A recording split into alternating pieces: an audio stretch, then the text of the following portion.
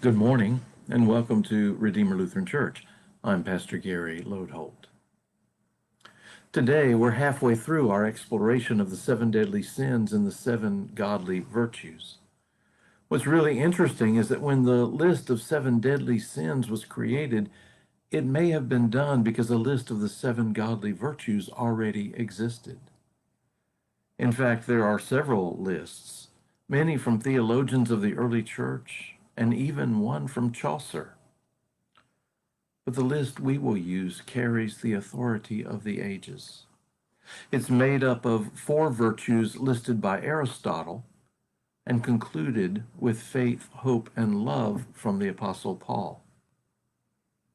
Today we begin by looking at justice. There's an old joke about the Christian woman who wanted to buy a parrot. She looked in several shops before she found the one she wanted, but the shopkeeper told her that the parrot had been previously owned by a bartender, and although he could say anything, on occasion he had been known to use profanity. The lady said she would teach him to say good things. For about a month, everything went fine. The parrot learned to say praise the Lord as well as a number of other Christian phrases. But then one day the lady forgot to feed him, and when she came in, she heard the bird cursing.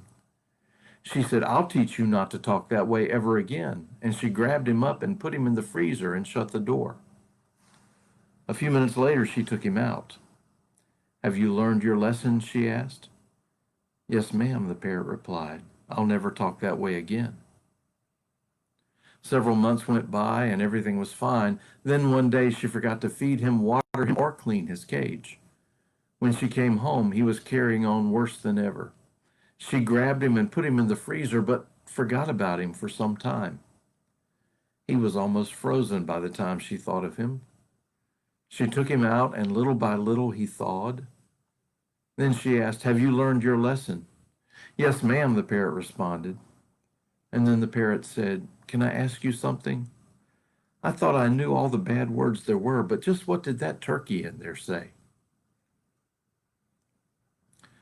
When we think of justice, we often think of receiving rightful punishment for wrongful deeds, kind of like that parrot. But when you think of justice as a virtue, it takes on new meaning. Here's a true story. In 1928, there was a case before the courts in Massachusetts. It concerned a man who had been walking on a boat dock when suddenly he tripped over a rope and fell into the cold, deep water of the bay.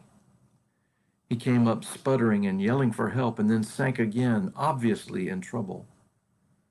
His friends were too far away to get to him, but only a few feet away on another dock was a young man sprawled in a deck chair, sunbathing. The desperate man shouted, "Help! I can't swim!"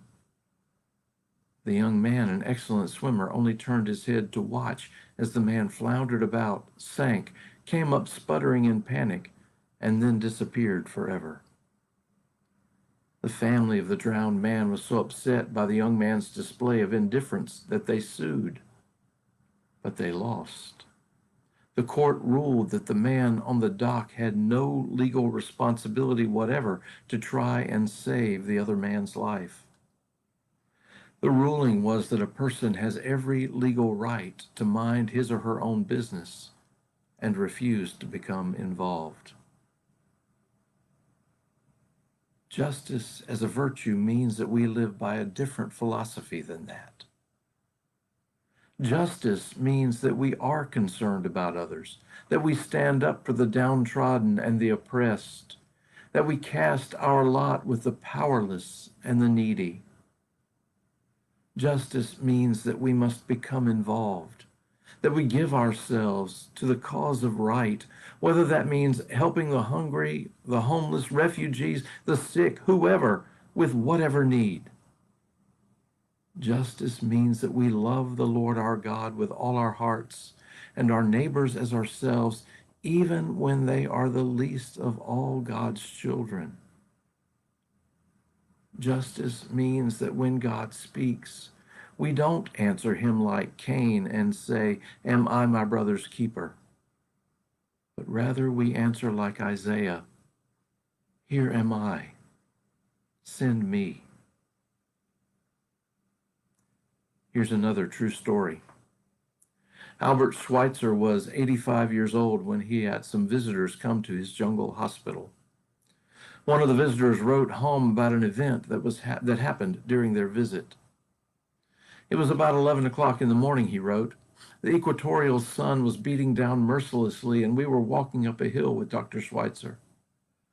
Suddenly he left us and strode across a slope of a hill to a place where an African woman was struggling upward with a huge armload of wood for the cook fires.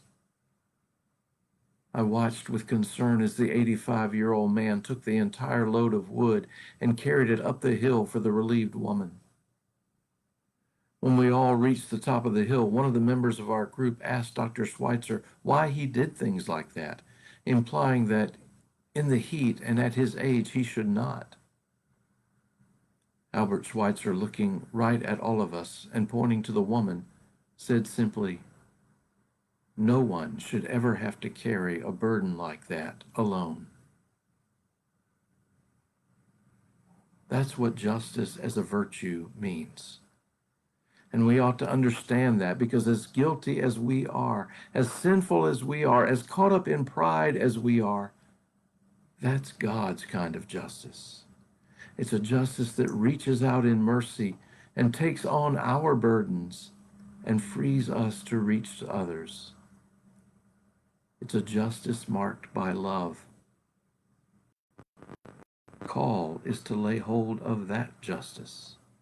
The call is to carry one another's burdens as Christ carried the cross for us.